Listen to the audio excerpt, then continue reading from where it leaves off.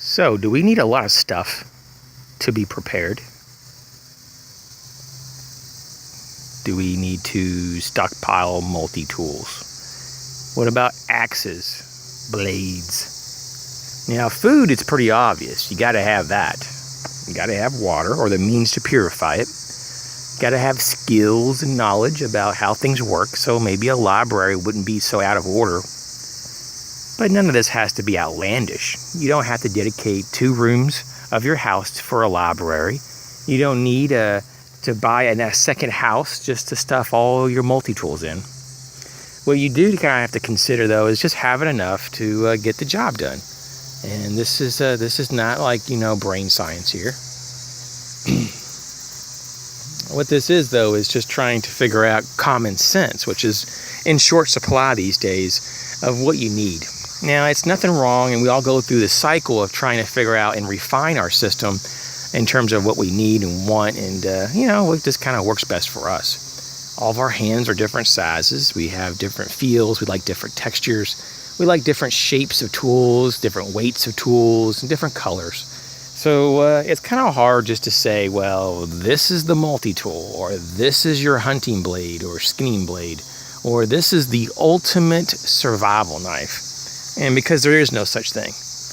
No such thing for the masses, at least. Maybe for you there could be, but not a universal anything. Just like a previous recent video talked about, about is there such thing as a perfect blade, a perfect cutting tool?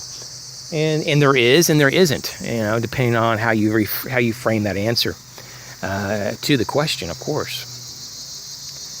So, when it comes to prepping in its large category, especially, the bug out bag or the bug in supplies or the egress bug out location, the BOL, how do you fit all this into a manageable type of a functional system and be able to maintain it and afford, just to be able to afford all this? So what you can do is just simply have maybe some of the same tools that work for you, and maybe buy multiples of them. That's the first thing you can do. So if you have a $20 pocket knife, for example, maybe it's the K-Bar Dozer Hunter, one of my favorite knives, awesome. You might want to buy 3 of those. One for your everyday carry, so you're familiar with it. One for your bug out bag, and you're already familiar with how it feels, so nothing new there. And, maybe one for your car, or maybe one for the home, for that particular kit there, and or maybe one for your bug out location, maybe a buried cache in the ground. Maybe you need 4 or 5 of them, who knows? But however many different systems you have, you may want to go and, standardize your kits. Now, I'm not saying that, you have to always do that, because some kits are just different than other kits for different reasons. Just like your first aid kit, you probably definitely do want a blade, but you may want to have a certain type of blade. Maybe more of a slicing blade, in case you do have to do some minor surgery, God forbid. Hope it's not on me. But if you do, you may want to have that kind of blade. And so you may have to specialize in some areas with some kits and some types of gear. But for the most part, you may want to have the same multi-tool, so you're familiar with it. The same blade, as we talked about. Store the same kinds of foods, same types of, filter systems for your water, and so forth. Maybe to be familiar with them, the same kind of cording, and maybe stick with the same colorations, the same type of tarps, and blah, blah, blah. If you found that magical handsaw that just makes your world spin on like a top, and you just can't get enough of that Baco Laplander, for goodness sakes, just buy 3 or 4 of them and put them all in your kits. Why keep searching? When you found something affordable, something that works for you, you don't have to keep searching for real. I mean, some people do as a hobby, and I would probably be one of those, and I pretty much search in every category. And there's not really any category that I'm not so interested in. Now, sometimes some categories get a little boring. For example, first aid. I'm not really that let's get some more bandages. But I do, though. Throughout the year, I do have at least two or three orders I place to get more stuff. I mean, sometimes things get a little old. Sometimes you just want to have more of it.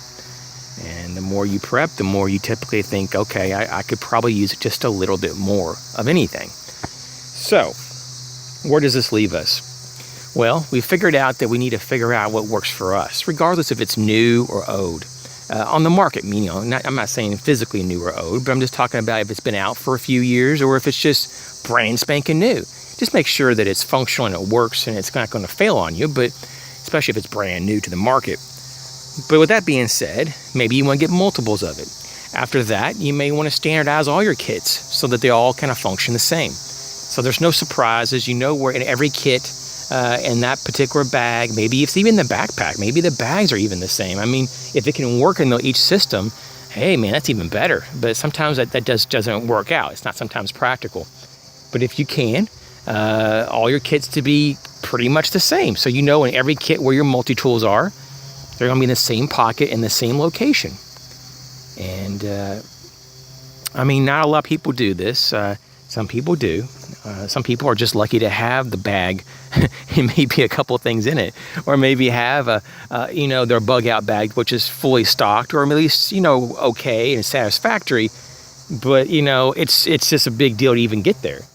And then when they get there, they kind of give up on the whole preparation thing. They go, okay, I got my bag and I'm done, as we've talked about many times. And, that's just the start. Obviously, it's a whole mindset. It's a whole lifestyle. At least for me it is. And for most people that I know that are into prepping, it doesn't, absorb, you and gobble you up and that's all you do.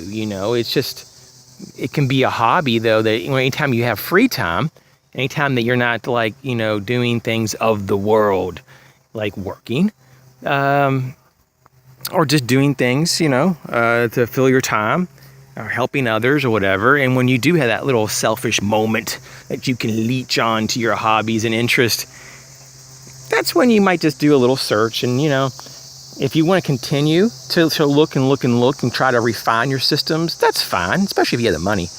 But realistically, though, and it's getting a little dark out here, isn't it? Yep, I'm going to have to go back in before the bugs come in. But realistically, though, you can, without like a great amount of effort. And it may take a couple tries. You may have some hit and misses when you order things, especially if you can go through Amazon, you can be able to return a lot of it. But what I'm saying is, though, that you get to try a few things out. Hopefully within a few tries, or even the first try, you get a hit. And if it works, it works. And I mean, if it really works good, then really latch onto it and extend it through your systems. Get very familiar with it, train with it, practice with it, whatever that is. So those are my thoughts today, and we're going on 8 minutes now, and I might go for another minute though. So we got our kits and we got our systems, and how much of it do we need? And of course that's the personal opinion though. That's the whatever is your comfort level. And yes, there's always things that are really nice. I would love to have a whole line of Swiss tools, from Victorinox, and put one in every one of my kits. But unfortunately though, I typically go for a mid to lower Leatherman for my kits, and there's different ones in different bags. And I mean, I think eventually though, I myself would like to standardize things. For me though, I'm always trying so many new things out that I never really even get a chance to sometimes allow myself to stop enough to go, okay, I'm going to settle now. I'm going to settle on this category of gear and just and not be tempted to keep looking.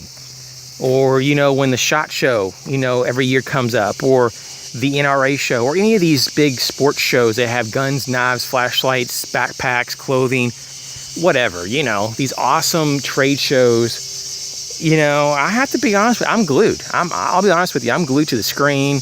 I'm glued because it's just so fascinating whatever's out there, what's new.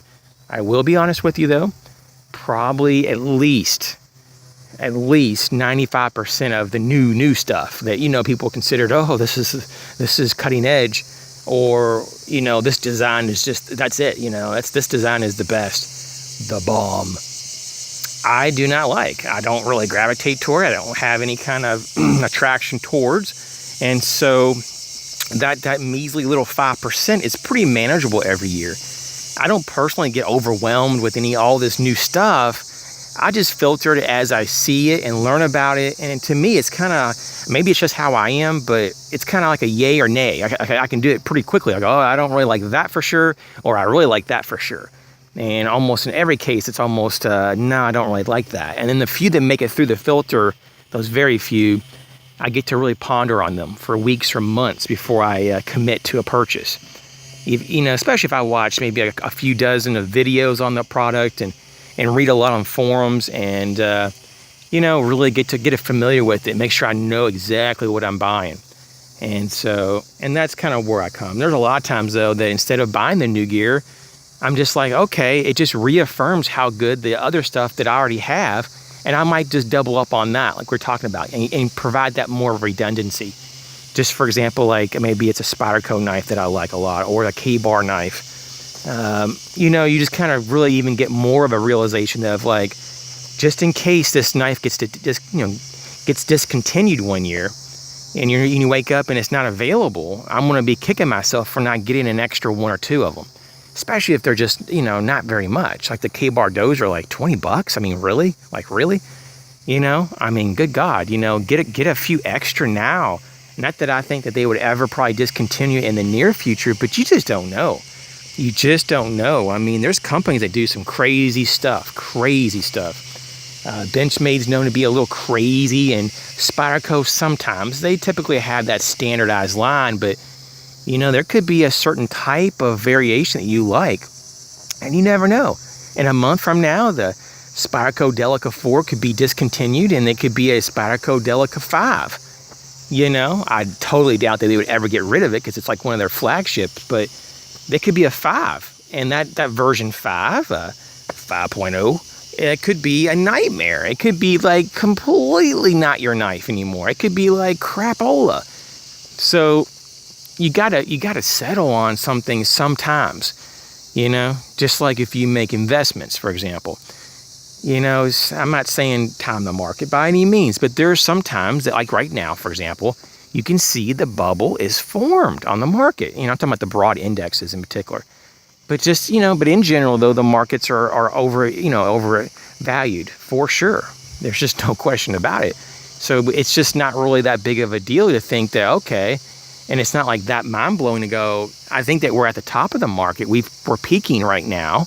I say now, or in the next week or two, we will completely have peaked, and then we will be going down. We'll have market correction after market correction, and that's how the markets work these days. They're very cyclical. They have ebbs and flows, just like gear. You'll find a bunch of good stuff at one point, and it works, and you may just take it for granted and say, hey, it's always going to be there, and then it gets replaced, and you're like, I don't like the new stuff. I want the old stuff, but you didn't get the old stuff, or you didn't get enough of it, and you kick yourself.